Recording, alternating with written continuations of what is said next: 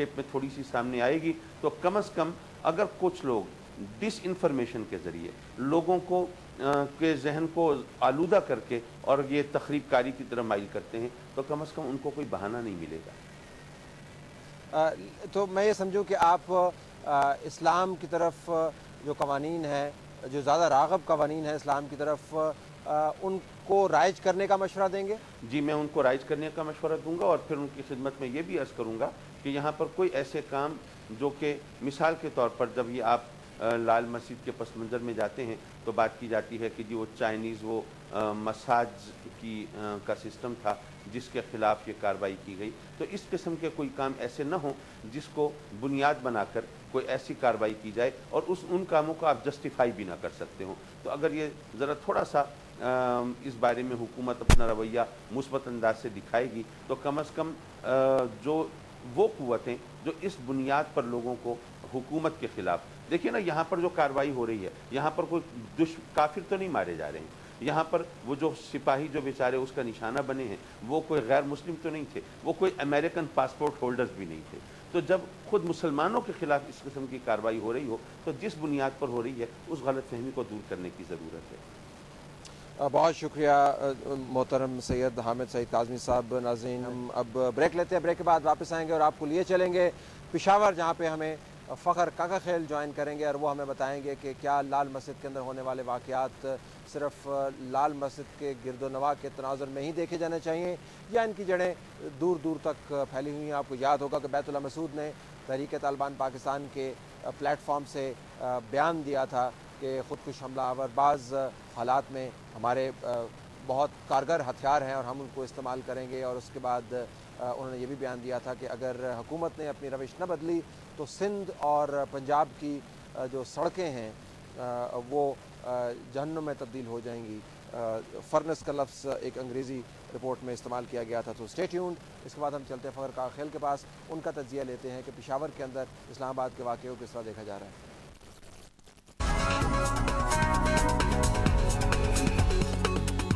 यानी mobile phone का असली गुरु। अरे फ्रेंच लोग आ गए हैं। सैमसंग गुरु 100। कोई भी मोबाइल नंबर जो आप चाहें आज ही बुक करें, लेकिन जल्दी कोई और ना ले जाए। गोल्ड क्रेस्ट एग्जीक्यूटिव बुकिंग और तफसीलात के लिए गोल्ड क्रेस्ट एग्जीक्यूटिव के साइट ऑफिस से राब्ता करें। अपने पसंदीदा नंबर की जोंग सिम आज ही लें।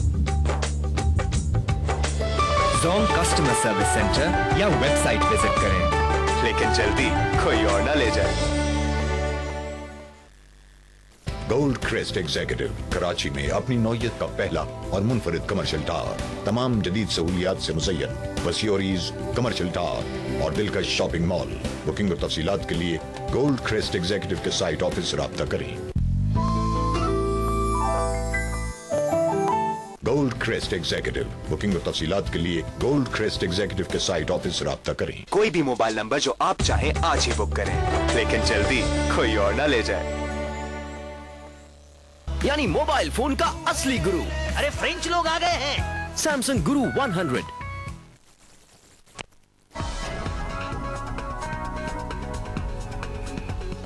प्रोग्राम में खुशामदीद नाज़रीन। इस वक्त मैं आपको पेशावर लिए चलता हूँ। फ़खर काकाखेल हमारे पास मौजूद हैं। फ़खर, जब हम ये प्रोग्राम तैयार कर रहे थे तो खबरें आनी शुरू हो गई कि कराची के अंदर मुख्तलिफ जगहों पर साइमल्टेनियस बम के धमाके हुए हैं। बहुत सारे लोगों की ज़ख्मी होने की इतलात भी हैं, चंद एक इनमें से क्रिटिकल हैं।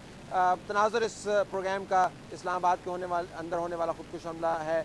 आपके ख्याल में इन वाक़यात की जड़ें क्या इन्हीं इलाकों तक महदूद हैं या कहीं और से भी मिलती हैं? तलत इस वक्त आप जिस जगह पर मौजूद हैं, आपके एक जानिब तो लाल मस्जिद है, दूसरी जानिब हज़ारा रेंज की पहाड़ियाँ जहाँ पर मानसेरा आता है। अर्थक्वेक के बाद आपने भी रिपोर्टिंग की, लगभग 62-63% जो तालिबात थी वो मानसेरा और इससे मुल्क अजला से निकल कर लाल मस्जिद आई। इसके बाद जो कुछ वो ऑपरेशन के बाद सवात में पहली मरतबा मौलाना फजलुल्लाह ने धमकी दी कि अगर लाल मस्जिद पे ऑपरेशन किया गया तो मुल्क भर में सुसाइड अटैक किए जाएंगे। इस तरह तो हम रेड मॉस्क को सुबह सरहद और फिर जो मोमंदी एजेंसी में ऑपरेशन के खात्मे के बाद जिस तरीके से लाल मस्जिद की बुनियाद डाली गई गाजियाबाद के मुकाम पर, तो हम इसको एक दूसरे से अलहदा नहीं कर सकते। ताहम इसके साथ साथ पहले से पाक अफगान सरहद के करीब वाक़ जो कबायली इलाके हैं वहाँ पर बहुत सारे एलिमेंट हैं। गुज़िश्ता दिनों आपने खुद इन एरियाज़ का दौरा किया और आपने देखा कि बहुत सारे हाथ इन इलाकों में इन्वॉल्व हैं। इस्लामाबाद में खुदकश धमाका हुआ, इसके बाद कल काबुल में सुसाइड अटैक किया गया और आज फिर जो धमाकों की इत्तलात मौसूल हुई हैं पाकिस्तान में। तो फ़खर, इन वाक़यात जब ये पहले हुआ करते थे तो कोई अम्ब्रेला ऑर्गेनाइजेशन नहीं थी जो इसकी ज़िम्मेदारी इस तरह कबूल करे कि इस कॉज को, सुसाइड बॉम्बिंग के कॉज को चैम्पियन करे। लेकिन अब तहरीक तालिबान पाकिस्तान मौजूद है, जिनके जो सेंट्रल फिगर हैं बैतुल्लाह महसूद, उनके ऊपर आजकल ज़रा दबाव ज़्यादा है, उनके बराबर में भी एक तंजीम खड़ी हो गई है। आपके ख्याल में ये वाक़यात भी शायद उनसे जुड़े हुए हैं जो कुछ वज़ीरिस्तान के एरिया में हो रहा है?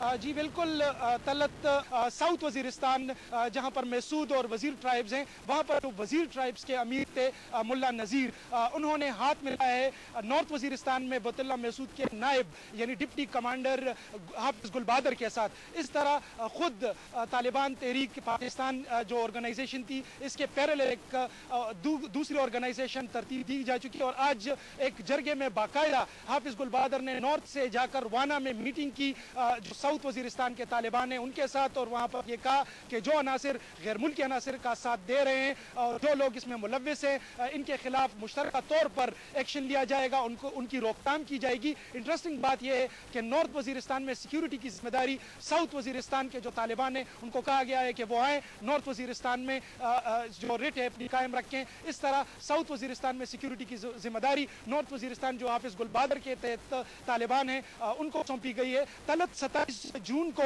बैतुल्लाह ने एक एक्सक्लूसिव इंटरव्यू दिया था और इसमें यह कहा था कि अब वो हुकूमत से तमाम मुआहदे तोड़ रहे हैं, मुज़ाकरात पर उनका एतमाद नहीं रहा, लेकिन यकदम जब ये तहरीक बनती है तो सवात में उन्होंने ग्रीन सिग्नल दे दिया। आज भी सवात में ये जरगा हुआ। इस तरह हम देख सकते हैं कि खुद एक मिलिटेंसी के अंदर एक पॉलिटिकल एलिमेंट जो मेकिंग एंड ब्रेकिंग सियासी जमातों का इत्तेहाद जोड़ तोड़ का शिकार होता है, यही मिलिटेंसी में अब नजर आ रहा है। जी ये बताइएगा फ़खर के पहले तो सिर्फ मामलात एक आध ट्रैवल एजेंसी तक महदूद थे, फिर 3-4 के अंदर फैले, फिर फ्रंटियर रीजन्स के अंदर आए, फिर सेटल डिस्ट्रिक्ट्स के अंदर आए, फिर पेशावर का मामला हुआ, फिर पंजाब भर में फैल गए। सिंध के अंदर ये वाक़या नहीं हुआ था, मासवाए कारसाज का जो बहुत बड़ा सुसाइड अटैक था बेनज़ीर भुट्टो साहबा के कारवान के ऊपर, उसके अलावा ये वाक़यात नहीं हुए। लेकिन कराची के अंदर लगता यूँ है कि ये फ़ज़ा जो है बदलती जा रही है। हम उम्मीद तो यही करते हैं कराची पाकिस्तान के दूसरे शहरों की तरह कहीं इस बला का शिकार ना हो जाए, पुरअमन रहे, पूरा मुल्क पुरअमन रहे। लेकिन आपको लगता है कि शायद जो मिलिटेंट्स हैं, जो भी इसके पीछे इन्वॉल्व हैं, वो थिएटर को एक्सपेंड कर रहे हैं? तलत आप हॉट वाटर्स को यानी जो कराची फोर्ट है उसको आप कतन नज़रअंदाज नहीं कर सकते। जब आपके बॉर्डर एक तरफ चीन के साथ, दूसरी जानब अफगानिस्तान के साथ जहाँ पर नेटो अफवाज मौजूद हैं, अमरीकी सुपर पावर उस जगह पर डेरे जमाए हुए हैं, बलोचिस्तान की जो सूरत हाल है, गवादर की जो सूरत हाल है, इस पूरे सिनेरियो में आप पाकिस्तान के किसी भी शहर को इस गैम्बिट से निकाल नहीं सकते।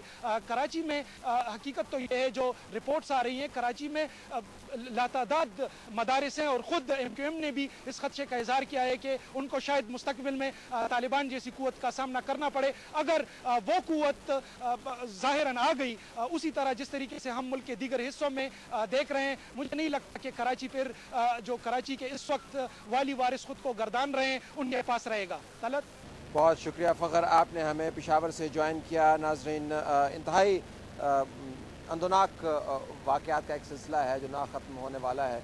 उम्मीद तो बनी थी कि ये शायद सिलसिला ख़त्म हो जाए, कुछ किसी तरफ ये मामला जा ठहरे और हल हो जाए। बहरहाल ये वो हालात है जिसका हमें जायज़ा लेना है। तलत हुसैन की तरफ से आज सिर्फ यही कुछ, हमें इजाज़त दीजिए।